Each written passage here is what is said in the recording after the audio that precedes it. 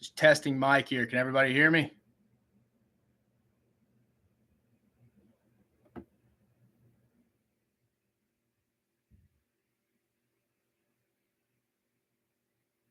Hot mic. All right, perfect. Well, unfortunately, the camera action is not going to be working tonight, so we're going to get you some audio here. Leading off, we're live tonight. First time on YouTube. We appreciate everybody coming on. Talk a little week 1 of college football. Best things, worst things I saw from the week. We're going to review week 1, give you my power rankings, preview week 2, and talk a little SEC basketball scheduling. So that's where we're rolling in here tonight. Appreciate everybody in here joining us. If you have any questions, please do not hesitate putting it in the group chat. I should be able to answer all of them. Again, appreciate you hopping on, but let's get started. All right, start off best things I saw from this week. I would have to say, leading off, I put this on my social media, is Georgia. The offensive game plan Todd Monken, Stetson Bennett had was truly unbelievable. Stetson Bennett was 25 for 31, 2 touchdowns. Georgia was 9 for 10 on third down. Just a tremendous performance right here out of the Georgia Bulldog offense. Moving on, Anthony Richardson and Florida's offensive line, specifically the left side, very efficient offensive game plan from Anthony Richardson. Richardson's stats aren't going to wow you. He was 17 for 24, 168 yards, but it's just the stuff that he did, making the key plays when he had to, keeping the offense ahead of the chains. And props to Billy Napier and Rob Sell, everybody on offense who made a game plan that the players could play within themselves. Shout out, like I said, the left side of the offensive line, Richard Garage and Ethan White did a phenomenal job blocking. Came out, if you go back and watch the film, I was watching some last night. You can just tell they kind of had a chip on their shoulder, played hard. They took it personally. Florida's 5 starters, the guys they brought in, Osiris Torrance, a transfer, came in from Louisiana with Billy Napier and the staff. It was just an overall good offensive game plan from Florida. And finally, the last thing I saw that I think I need to talk about was the South Carolina special teams. You can make an argument without the 2 blocked punts for touchdowns, Georgia State may have won the game. Down midway through the third, with about 10 minutes left, South Carolina was before they took the lead. New kicker Mitch Jeter boomed a 51-yarder and a 53-yarder. Beamer ball was in full effect. Hell, even the punter, Kai Kroger, averaged 48.5 yards per punt. This was a game, me and my guy Tyler Siskey's on here. We were talking about it. He's my boss back at Quick U. Shout out to Quick U. He was one of my guys that was saying, hey, this is a while ago. He was giving a shout out to Georgia State may actually have a chance to win this game. Tennessee in 2019 got knocked off, should have beat Auburn last year. Georgia State is a team that is dangerous from a Sunbelt group of 5 level. Good athletes that are just under-recruited. So this was a game everybody kind of had on upset alert, but South Carolina, make no mistakes about it, get a good solid win before they roll into Fayetteville this week, and then the Georgia Bulldogs come to town next week. So it'll be 2 weeks of potentially rough sledding there for the Gamecocks. Moving on, worst things I saw. And everybody, I think, is kind of saying this right now. LSU, the whole operation was unorganized. I was very surprised to see that. Special teams was unforgivable. 2 drop punts by your second-best receiver, Malik Neighbors, in key situations. And Florida State didn't even get any points out of those turnovers. Miscommunication on extra point. A guy's blocking out, a guy's blocking in. Just miscommunication to allow that extra point to get blocked and Florida State to win the game. Defense couldn't get off the field on third down. Florida State was 11 for 17. That's awful. That's bad. They weren't bad on first and second down, LSU's defense, but just could not get off the field on third down. Don't know if it had to do with Mason Smith's injury early or if it had to do with Ali Gay going out with the ejection from helmet to helmet with Jordan Travis. But props to Jordan Travis. He made some plays when he had to. But, man, you just – not even about LSU losing the game where I've stated they needed to win that game. But there was just a lot of things you just did not like about everything in general, just the penalties, the lack of communication, the organization. I've talked about it. It was just discouraging. Jaden Daniels, I thought it got a bad rap to an extent, more of a one progression guy right now. Could he improve? Absolutely. And I would tend to say he probably will. Mike Denbrock at at LSU, the offensive coordinator, I think will develop him. He'll get better as the season goes on. You could tell he got a little more comfortable at the end, but I think that had to do a little bit with what Florida State was doing defensively. So it's not all on Jaden Daniels, but the offensive line was poor, but we kind of expected that. You had to have a game plan that you knew going into that first game, your offensive line with 2 true freshmen was probably going to struggle. Some other lack of discipline stuff. Kayshon Boutte just looked totally checked out. Ali Gay looked like I have no idea what the hell he was doing. He personal foul at the very end. Yeah, thank you, Garrett. I did. It's for everybody who knows I did call the touchdown and the blocked extra point. I appreciate that, Mayo. But with that being said, just a lot of lack of discipline stuff going on with LSU this past weekend. And then my final thing, that was the worst thing I saw this week in regards to the SEC, was South Carolina's offensive line rushed for 79 yards, sacked 3 times, personnel issue. They got a lot of experience back on the offensive line, but is that a good thing? Is that an experienced offensive line back with not many good players? Is that a good thing? Next 2 weeks could be rough if they don't get it shored up. I mean, you got Arkansas this week in Fayetteville. Like I mentioned, Georgia coming to town. It could be rough, but those were the 2 things that obviously kind of stood out to me and to a lot of people were the LSU overall and just South Carolina's lack of production on the offensive line. Moving on, as we all saw on Friday, the college football playoff expansion. Everybody saw that come out kind of out of nowhere. First week of college football, they're going to throw that out there. Finally, glad they finally got that under order. But it will go to 12 teams in 2026. They may try to get it a little earlier. 1 to 4 teams will receive the first 1 through 4 seeds, will receive buys. 5 through 12 will play the quarters on on-campus sites, which I like, which I'll get to in a minute. Moving to the things I like about this. Games will be more important in the month of November. More teams will get in. It won't just be the whittled down to the 6 to 8 teams we're talking about when they're releasing the playoff rankings during the week. The best players won't be sitting out as more teams get into the playoffs. Kenny Pickett for Pitt last year, quarterback for Pitt last year, plays if this was the playoff last year. The on-campus game is going to be awesome. Georgia, Notre Dame, Ohio State, and Ole Miss all would have hosted playoff games on campus. I feel like that's an awesome reward for being a higher seed. Moving on a little bit to the negatives. Goodbye early signing day in December in the recruiting calendar. That's all going to change right now.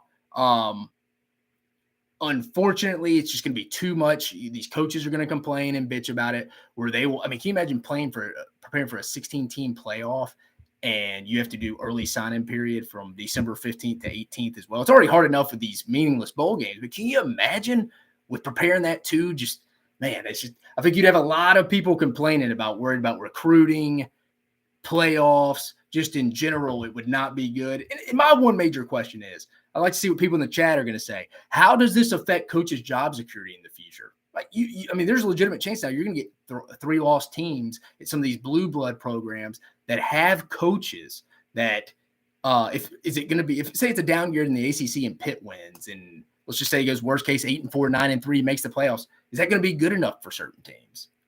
I think it should be, but it may adjust and give these guys some more coaching job security as the season winds down. I just wanted to touch on the playoffs. I know it's been over talked about. Just want to talk on the playoffs that came out last Friday. Again, 12-team playoffs. 1 through 4 seeds will receive buys, and 5 through 12 will play the quarters on on-campus site.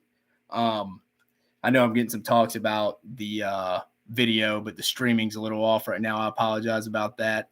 But let me see if I can try to fix it for anybody. If not, we may just have to go to audio this week, guys.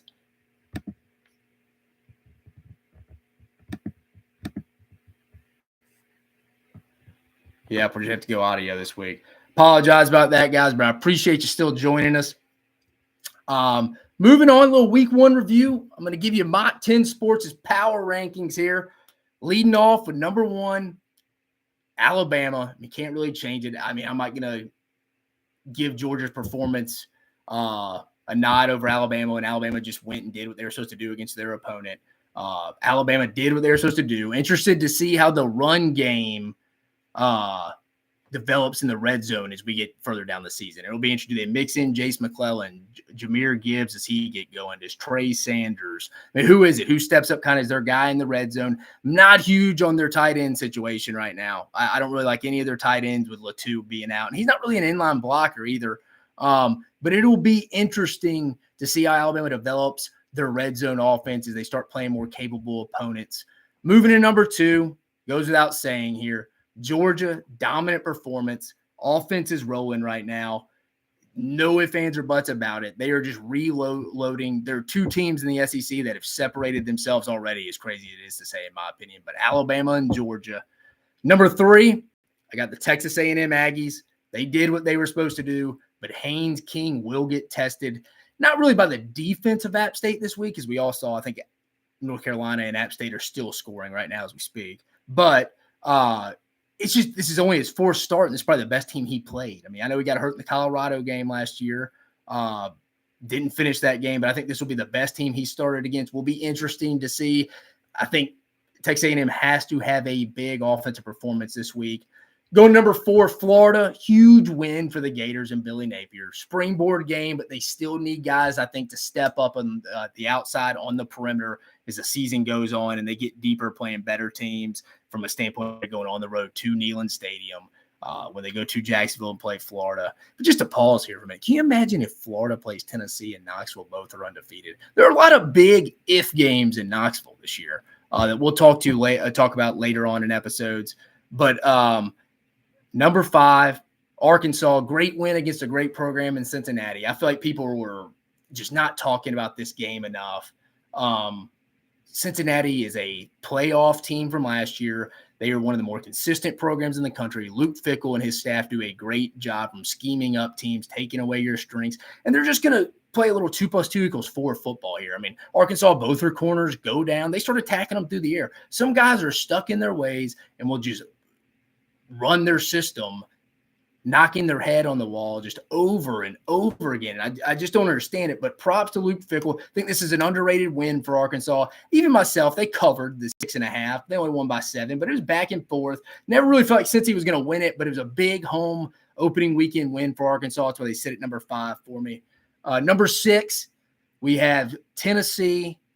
They did what they were supposed to do against Ball State to open up the year. Still have some question marks at their offensive line and their corner positions. They'll get tested this week against Pitt. We'll talk about that in a bit. Number 7, a team I've liked all offseason, Mississippi State. Looked good in their revenge game against Memphis. Big next 2 weekends for the Dogs as they go on the road and play a weird 10 o'clock game on the West Coast against Arizona this week and then have to go to Baton Rouge next week. Will be an interesting week for Mississippi State, to say the least, as they get back late Sunday morning. Mississippi State, just if you go back and watch that game a little bit, they really controlled that whole game. Very impressive win for the Dogs. A delay and all, got finished a little later on Saturday night, but they sit at number 7 for me. Number 8, Ole Miss, running game, strong out of the gate with Zach Evans and Quinshon Judkins, pumping Quinshon Judkins up to my Ole Miss people this whole offseason. Not a big fan of the different starts to different quarterbacks. Kiffin's already came out and said he's going to start Luke Altmaier this week against UCA. But what is that going to prove? If he goes out and throws for 600 yards, what are you going to do next week in Atlanta when you're playing Georgia Tech? Is it Kincaid Dent's chance? Like me and my guy Siski were talking about today. Is it Kincaid Dent's chance? Either way, I think it's time to settle on a quarterback. He has to get into the rhythm of going through the preparation of the week. His 10 other teammates on the field with him that'll be on there at the same time. They need to get into a rhythm. I just don't like, hey, you start, I'll start. I know Michigan's doing the same thing with Cade McNamara and their other guy. I just don't like this. It is what it is. I really don't feel like we're going to learn anything new from Luke Altmaier this week. I think all he can do is lose the job, really. If he plays bad against UCA, it's over. Moving on to number 9, South Carolina. Don't get it twisted. Big first win for South Carolina against a solid opponent, Georgia State. We already talked about it. O-line is a major concern, though, but special teams and defense appears to be picking up some slack for the Gamecocks.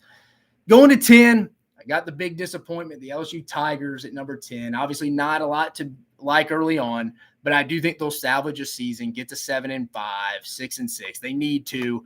The game against Mississippi State to open up conference play at home will be big for the Tigers.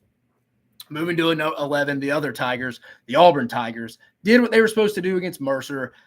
TJ Finley still looked like he was struggling some. You just can't figure him out. You're not going to really know much about them until next week when Penn State comes to town. They should handle San Jose State this week, but I got the Auburn Tigers at 11. 12 could be a shocker to some. I know I'm hated on the YouTube comments from the Big Blue Nation, the Kentucky Wildcats. I'm just not a big fan of them right now. Key suspensions this week. Offense struggled on both on the offensive line against Miami of Ohio last week. Will Levis could never really get comfortable.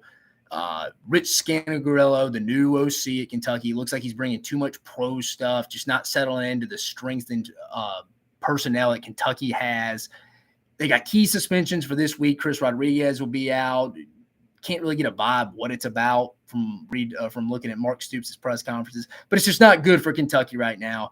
13, Missouri, solid performance, did what they were supposed to do against Louisiana Tech. Should find out more about them this week as they go and play old Big 12 rival at Kansas State, which will be it's a big game for Eli Drinkowitz and Chris Kleiman at Kansas State. And then finally, 14, I like what the Vanderbilt Commodores are doing right now. They are one win away from hitting their Vegas win total if they go get a win against Wake Forest this week. That's right there, Tyler Siskey, anchor down in Nashville. But Wake Forest gets Sam Hartman back this week. I think this is the end. The honeymoon stage is over for the Commodores.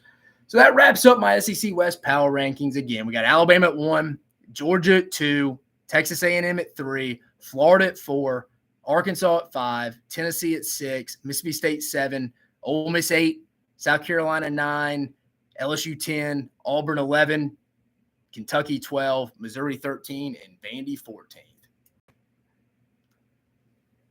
Moving on, we're gonna step in a little week 2, guys. Stepping in a little week 2 here. Again, appreciate you listening. If you have any questions, don't hesitate to put something in the chat. So let's go. We're college game day. Big noon kickoff's going to be this week. Let's go Alabama at Texas to lead us off here in week 2. 11 a.m. Central Standard Time Zone on Fox. Place is going to be rocking. 95-degree heat. Early game. It doesn't matter. It doesn't matter. This is a game I am very confident. We'll get into the line here in a minute, but it is just set your mind right as we start talking about this game. They're giving Texas 20 points as we stand right now. I would take that. Texas, if they're smart, they're going to use some jet sweeps, motions, try to get people in space, get them on the perimeter, limit Alabama's pass rush with all we know, as we all know, Will Anderson, Dallas Turner, Chris Braswell, all those guys.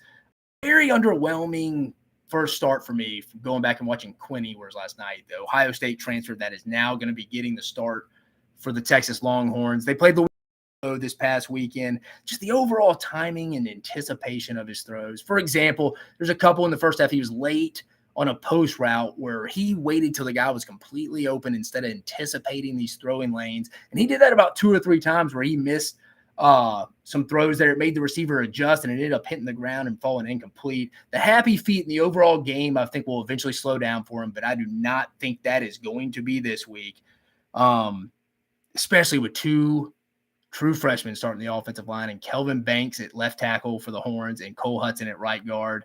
It's not going to go well for Alabama against Bama's front 7. They will be seeing stunts and twists in their sleep after this game. As many looks as Bama's going to give them, simulated blitzes, like I said, stunts and twists. If I'm Texas, I'm getting Xavier Worthy and Bijan Robinson as many touches as possible, and I'm hoping Quinn Ewers has a career day. That's the only chance. I mean, I'm living and dying with that offensively. I think ultimately Bama's going to make Quinn Ewers beat him down the field. He's going to have some Steven Garcia type game where he's playing out of his mind.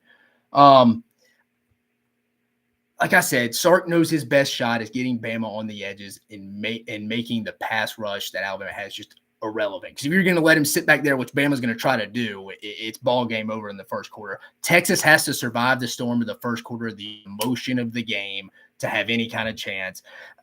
Watching Texas from last night, defense up front looked a bit more physical for Texas than you're used to. Liked kind of seeing that. Not really the body types you're looking for, but I think Sark will get that fixed. Secondary for Texas is still a big concern, and I think they're going to struggle to cover guys like Trayshawn Holden, Jermaine Burton, Ja'Cory Brooks, etc. I think Alabama will be explosive through the air. I just think this game is going to come down to Texas having to make plays downfield, Bama taking away the flats, the screen games, and I don't think Texas is going to be able to do that this week. Where this game will be won, kind of already stated it. Alabama's defense versus Quinny, where it's too early in the kid's career to win this game. Last week looked completely different than this one. Alabama's front is night and day different than the front he faced with ULM last week. I expect at least 2 turnovers here, and I think Bama covers easy. I think this could be overlooking it a little bit, but I think the way Bama and Georgia are going to compete this year is Georgia gets the big nod from last week, going out handling business against the Ducks. Bama's players watch stuff. Social media stuff is fast and as accurate as stuff is. Kids see it now. You know that's in Bama's players' heads being like, people think this team's the best place. Well, this is Bama's first non-conference big game week 2 to go prove that, hey, you know what? Hold my beer real fast. I'm about to go outdo you right here. With that being said, prediction, I think it ends up being something Bama 49-14. I would load up on the Tide, Bama -20. Thank me later. As my man Tyler Siskey will say, I will dance at your wedding. -20, blood bank guaranteed this week. Let's see what we got here. We're talking, we got 20's not enough, Siskey. I agree with you, babe. It's not enough. 3 touchdowns, that's easily. Tyler Giles could be a long day for the Longhorns. Totally agree. And then Mark Hopper, our guy out in Austin. Bama's going to steamroll the Horns in the second half. You're definitely right there, Mark. Moving on to the next big game of the conference this week. South Carolina at Arkansas. 11 a.m. kickoff as well on ESPN. Big game for both teams here. These are 2 coaches that are familiar with each other from Georgia. Sam Pittman was offensive line coach at Georgia when Shane Beamer was the tight end special teams coach at Georgia during that 2016-17 season. South Carolina, as we've talked about a little bit, has some pros and cons from week 1. Special teams defense looks solid. Offense has a lot to be desired. I think there's some potential there, obviously, with Spencer Rattler, but he's going to have to be protected. Arkansas faced a very well-coached team that didn't blink and made Arkansas finish the game last week. Touche to Arkansas. We talked about South Carolina's offensive line, major issue right now. The defense has improved. Arkansas probably didn't look as sharp as a lot of the national pundits would say. We talked about that. But again, big win, but an issue here. Arkansas lost its top 2 secondary guys in safety Jalen Catalon and then corner Miles Slusher. The LSU transfer Dwight McLaughlin should be able to come in and be serviceable, but he struggled a little bit when Cincinnati started trying to attack the secondary. It will be interesting to see who one of my favorite defensive coordinators, Barry Odom at Arkansas, how he attacks this struggling South Carolina offensive line. Talking to some sources close to South Carolina, there's some rumblings. People are not real fired up about Marcus Satterfield right now. Kind of a grab bag offense. Doesn't really have his system, know what he really wants to do, just kind of plugs plays in from NFL stuff. I just think the offensive line here for South Carolina is going to be the big critical point that just does not allow them to win the next 2 weeks. I have South Carolina being a lot better than most people going into the season, but these are 2 games, this one this week and Georgia next week, that I just have always seen them struggling with. Where this game will be won, Arkansas's defensive front in disguises versus South Carolina's offensive line. I like the versatility of Barry Odom, especially with Drew Sanders up front, can be a stand-up guy, can put his hand in the dirt. The South Carolina offensive line is not ready for this yet. I think there will be some moments, though, where Spencer Rattler gets out of the pocket and improvises, but I'm betting those are far and few. If South Carolina gets out and Spencer Rattler is looking comfortable outside the pocket and he's hitting some guys downfield, this game could be totally different. I see this game kind of playing out low scoring. Arkansas 28-13. Arkansas kind of controls the clock. They're going to do what they're going to do. What they're going to do with KJ Jefferson and their backfield. Hell, they had 3 guys in the top 25 in rushing last year. They got some receivers that can step up with Jaden Hazelwood. I just like Arkansas here. Even the line, I like Arkansas -8.5 here. But again, if South Carolina can take advantage of the 2 injuries Arkansas has with Jalen Catalon and Miles Slusher, this game could be a little different. It will be interesting to see how that shakes out. Moving on, a very intriguing game from across the country. South Carolina going to need a couple TDs early. I agree, Tyler. They're going to have to get out hot. They're going to have to survive the storm a little bit, like I was saying about Texas. Now, somebody told me, South Carolina told me their staff had talked about it.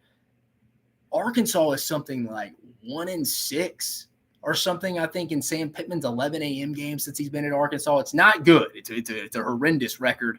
Those are kind of irrelevant at times, kind of pick and choosing. But it is interesting. This game's at 11 a.m. in Fayetteville. That's not going to be the reason why South Carolina wins or loses the game, but it's just an interesting little tidbit.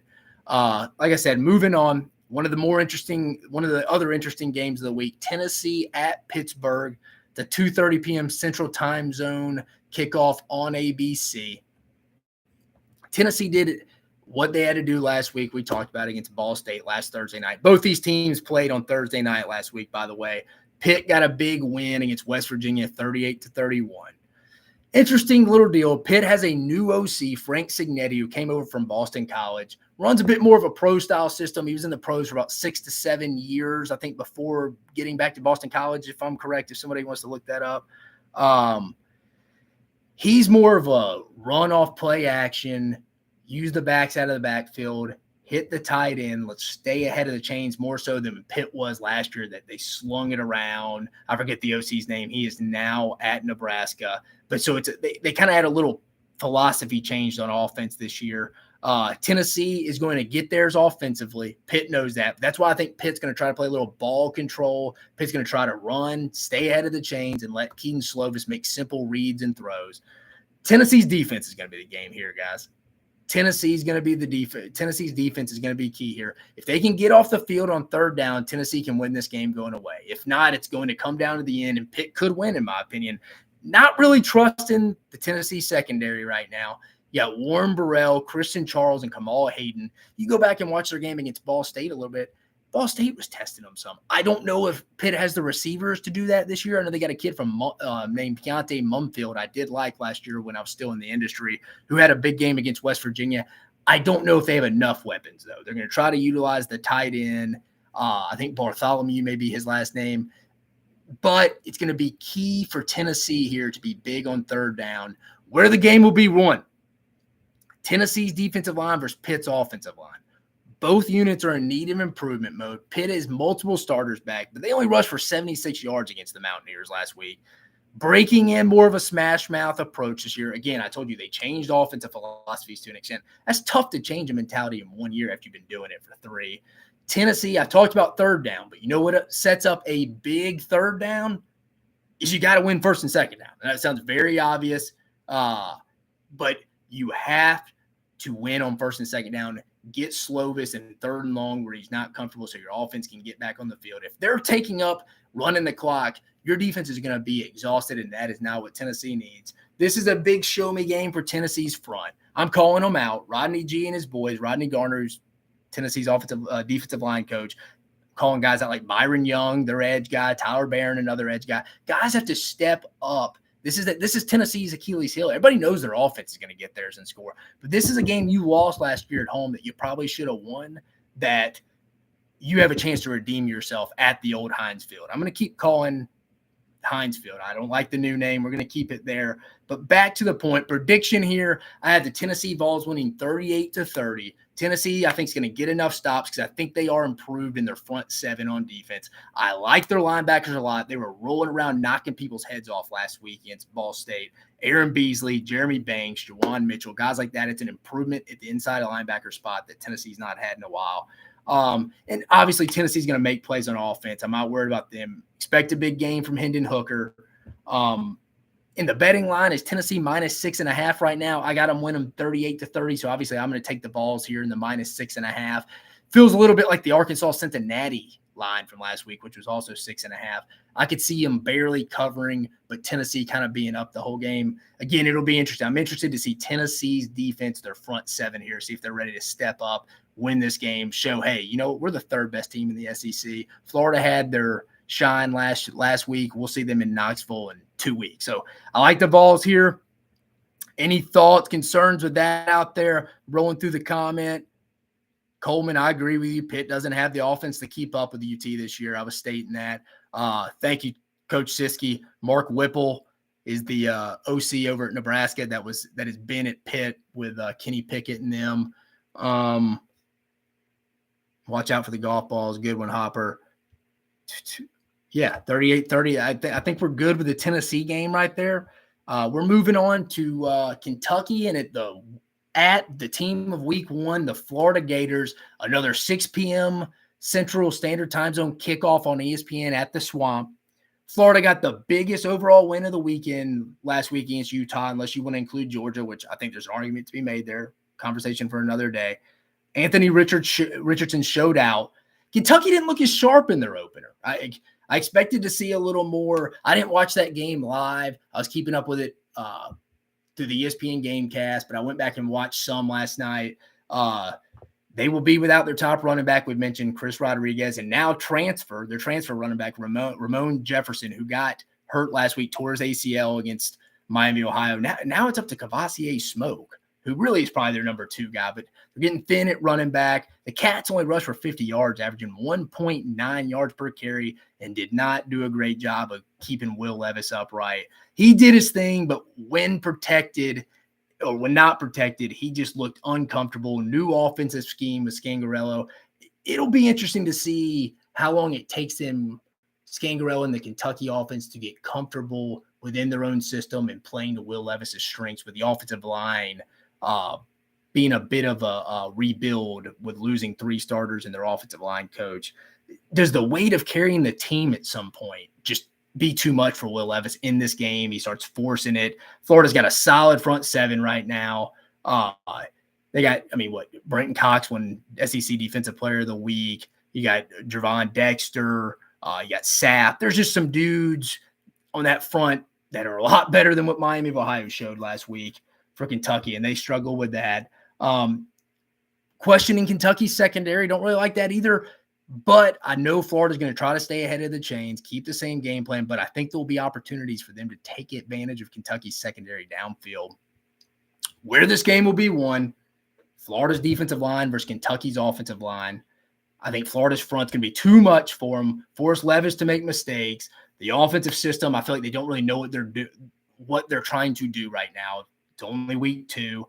I mentioned the players on Florida's defensive line, Cox, Dexter, and Sapp, should replicate what they did last week. Another sellout was announced today in the Swamp. Should be a big raucous atmosphere. Same time as last week, 6 o'clock. I just do not like this matchup for Kentucky right now. Have not been a Kentucky fan all offseason. They kill me in my comments. I'm not doing myself any favors in this episode. But I do like Kentucky. I do like the Wildcats. I like Florida. 34-17. Up front, Florida's going to be too much. Throw in the creepers and the simulated pressures from Florida's defense coordinator, Patrick Toney, against the struggling offensive front. I do not see a lot of success. Betting line is Florida -6 right now. I would load up on the Gators right now. Those are the 4 big games we previewed right now before we get into the other ones. We talked a little Bama, Texas. We talked a little South Carolina, Arkansas. We talked Tennessee at Pittsburgh. And we talked Kentucky at Florida. Any thoughts on that? Brandon Bono, I know a big Kentucky fan. They're just littered all over the place on the coast of Mississippi, all the Big Blue Nation. Levis will show why he's a top 15 pick. Brandon, I like the raw tools of Will Levis right now. I really do. I just think the offensive line, the lack of playmakers are not there to help him right now with the suspensions of Chris Rodriguez and then their third guy going down. So there's not a lot of depth to help him. You could see him forcing it. It's an interesting quarterback battle this game, honestly. You got a lot of guys that are playing to move up in their draft order to an extent between Anthony Richardson and Will Levis. This is the big quarterback battle I like to see this week. Very intrigued by, but I do think the Florida Gators get it done 34-17. Moving to some other notable games in conference. Wake Forest at Vandy. That's right. Vandy in first place in the SEC, guys. 2-0, 11 a.m. Central Standard Time Zone SEC Network game. Wake Forest is favored by 13. Sam Hartman is back, the quarterback for Wake, who's a big-time ACC quarterback, went out with a little unknown injury for a little while, but he's back this week. I think the passing game is going to be too much for Vandy. Elon was lighting up Vandy last week defensively. I just don't like the doors in this game. I like what they're doing offensively, but I would take Wake in the points, giving up the 13. I like the Demon Deacons there.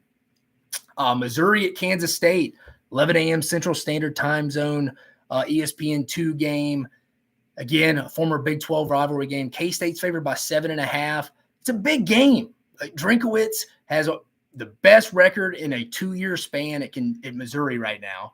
but it's not great. I think it's like 12-12, 12-11. Chris Kleiman's had some big wins against Oklahoma back-to-back. That's Kansas State's coach.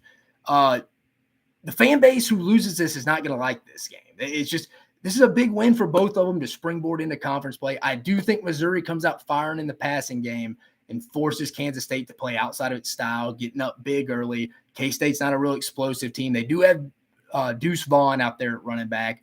But I think Luther Burden, I see Brady Cook having a big game against this less athletic defense at K-State. I like Missouri. Give me the 7.5. I think Missouri stays within that. Missouri covers, and I think they win straight up. Moving on to App State and Texas A&M.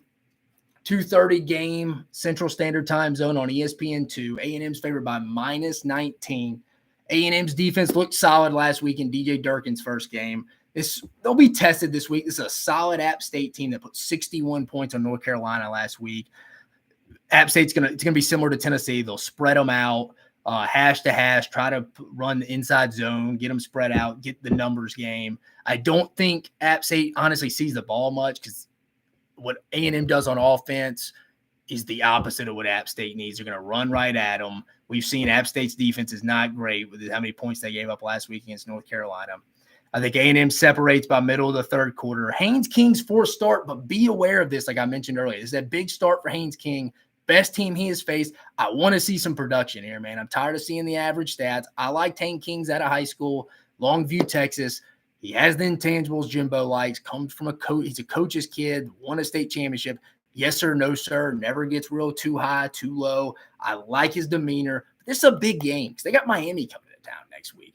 And I think Texas A&M needs to show people kind of, hey, like if North Carolina's putting 61 points on these dudes, we need to come show what we got on offense as well. I do like A&M to cover, though. I do think they'll answer my questions. I like the Aggies winning. Another big one here, Mississippi State at Arizona. Weird time. 10 p.m. Central Standard Time Zone kickoff on Fox Sports 1. So everybody get their energy drinks, their coffee ready, your beer, hell, if that keeps you up at night. Whatever you got to do to stay up for that game in Tucson, Arizona. Mississippi State's favored by -10.5. Stayed under the radar like we talked about earlier. Dominated Memphis. People, I think, forget about the delays and turn the game off, flip the channel to somewhere else. You just forget about it. All right, yeah, they ended up.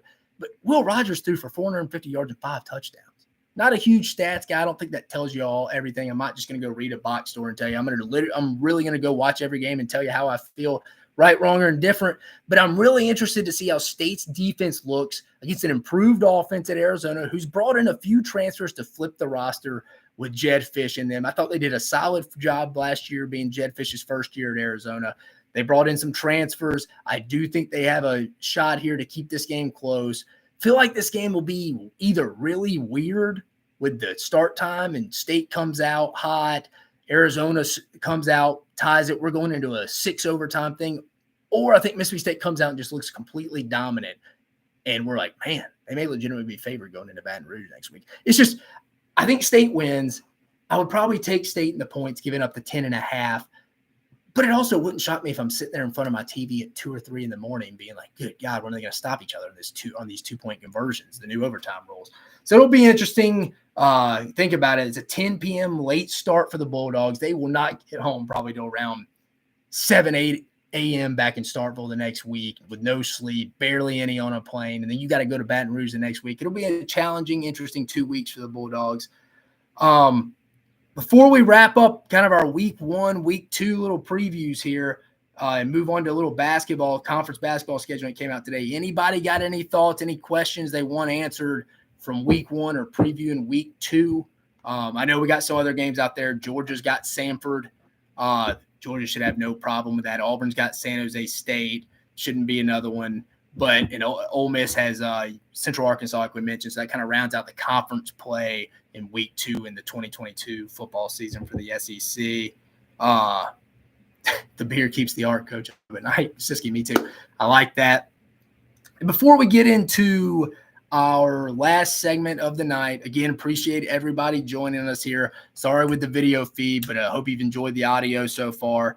The 2022-2023 SEC basketball conference schedule got released today. In my opinion, probably about a month too late. Every other conference, it felt like, already released their stuff. But it's interesting. Gonna just look over some big stretch points in the top 5 teams. The top 5 teams in the conference, which is Alabama, Arkansas, Auburn, Tennessee, and Kentucky's. Just kind of some tough stretches. Most of them have 2 or 3 stretches that they had that'll make or break their conference season. Just leading off with the Alabama Crimson Tide. We're going to go alphabetical here. January 7th, conference opener against Kentucky at home. Then they have to go middle of the next week, I believe on Wednesday, at Arkansas. That'll be a tough stretch right there. Then towards the end of the year, Bama gets Arkansas, Auburn, and at A&M to finish up the season. So that's Bama's 2 initial stretches that kind of jump off to mind right there to me. Moving on to Arkansas, open up with at Auburn and then get Alabama back-to-back. And then they go on a 3-game run of at Alabama, at Tennessee, and Kentucky. Moving on to Auburn. The first 3, Auburn's got one of the more tougher schedules to me, just looking at its surface. They open up at Tennessee, at A&M, and then Alabama, all 3 games in a row. That's within a week and a half. Then to end the year, they go at Kentucky, at Alabama, and Tennessee. Moving to Tennessee, their first 3 are Alabama, at Kentucky, and at Texas A&M. February 28th, they get Arkansas and at Auburn. I think Tennessee's got a little bit more of the easier stretch compared to some, but this tops it right here with Kentucky. Kentucky doesn't really have a early stretch where they're really going to struggle. But if I had to say a 3-game stretch, just looking at it, it would be their home game against Tennessee, at Florida, and then Auburn at home. We're not going to talk much about college basketball right now. I know I talked to Aaron Torres on the interview, just previewing it a little bit last week, but I felt with going live tonight, we need to at least discuss a little bit of the SEC conference basketball schedule. I'd have to say Kentucky has the easier stretch, surprise to surprise. And I think Auburn, just with that at Tennessee, at Texas A&M, and Alabama game at home, and then ending it at Kentucky, at Alabama, and Tennessee. That's just a tough stretch right there. We'll get into more basketball as it gets closer, but we're a big basketball follower here on the SEC, from the SEC here. But leave it open to any questions. Tyler, I see you're going back to football on me, buddy. Robbie Ashford or TJ Finley, who you got? I think they're going to keep riding with TJ Finley until Robbie Ashford, I think, completely shows it in the game. It probably wouldn't be a bad move to go with the mobile guy at some point. I honestly think Ashford probably gets the nod, but I don't know. Is that going to be in 3 weeks if TJ Finley's playing bad against LSU and Jordan Hare? It's a solid question, man, but I'd probably give Ashford's going to get some snaps under center at some point. Tide sweeping the league again this year, Coleman. I like it. Brandon Bono, big Kentucky fan. Kiss the rings, baby. But I appreciate everybody joining us tonight. Last kind of call for any questions here. I appreciate you guys getting on. Sorry about the video feed. I hope the audio was good enough for you this week. We'll be better next week. But again, this is Mach 10 Sports, getting you ready for week 2 in college football, specifically the SEC. I'll be around all week, posting live stuff, giving you some previews. I'll be out of town for the weekend, but I'll probably be going live. Again, give us a follow at Mach 10 Sports on Twitter, on Instagram at Mach 10 Sports SEC. Don't forget to subscribe to our YouTube channel here at Mach 10 Sports. I appreciate you joining us. Have a great night. Look forward to talking to more football looking forward to talking some more football with you as the week goes on and on next week.